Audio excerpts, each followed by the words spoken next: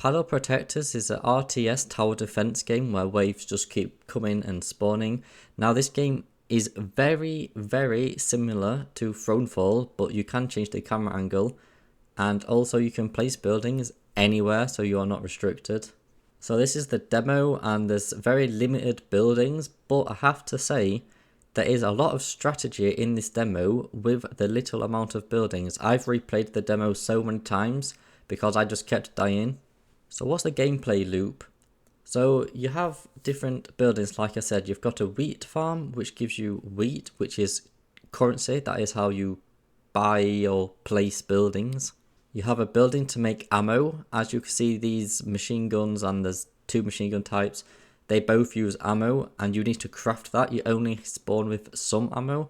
And what I really like, actually, is when you place down your turret, one guy is turreting and the other guy will try and get the ammo and take it back to the turret. There's like animations, it's so cool. You can also get a building that after every wave they will collect the whatever is dropped. I could never get that building because it's expensive and I prefer to do damage. And there is of course your barracks, which you have a few enemy types to choose from in the demo. There are shotguns, which is close range, or there's riflemen, which is obviously longer range. And if you put them behind sandbags, which is what I've done here, they get a defense increase, and it basically boosts the stats of them if they are behind the sandbags. They can easily die though, and in the demo it's so unbalanced. I couldn't survive with them, and I tried so many different ways. I've played this demo so many times, and none of the ways lined up to where I could have my troops sufficient enough to stay alive. It just never worked out. It's only a demo. I can't ever say something bad about a balance or content. It's expected. That being said, this one demo level has so much replayability. To say it only has 10 waves. I found the third wave to be challenging, and then the fourth and fifth wave is where I just kept dying. I'm not 100% sure you can finish this demo. To be honest, I don't know if the balance is there, but it's fun to play, so I'm playing it.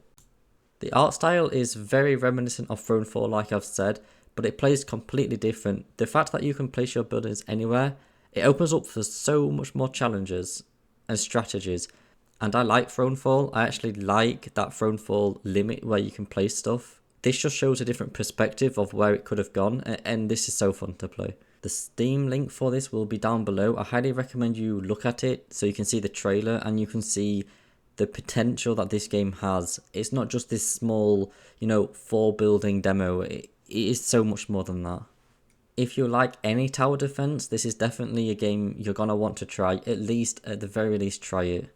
It's technically an RTS because it's constant wave after wave, but it's not your true RTS fashion.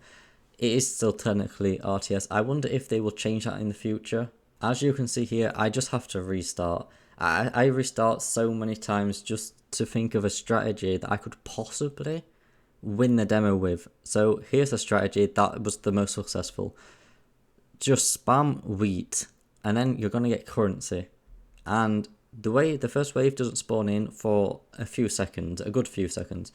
So I thought I'm going to get the currency back, and then I have these wheat farms to keep. So I'm going to keep generating currency more than before.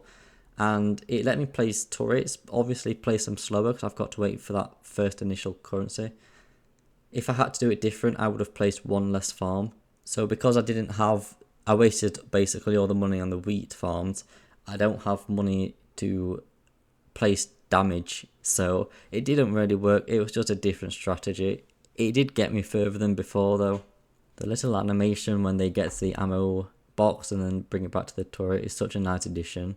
The fact that it supports ultra-wide too gets a huge plus, and of course, like all my games, I play on Linux, so this is running perfectly on Linux. So links below, go and try it out, hopefully give it a wish list if you enjoy it. It's hard to promote these smaller indie gems, so hopefully if you enjoyed it, the wish list will help them out a little bit. Anyway, I'll see you next time, thank you for watching.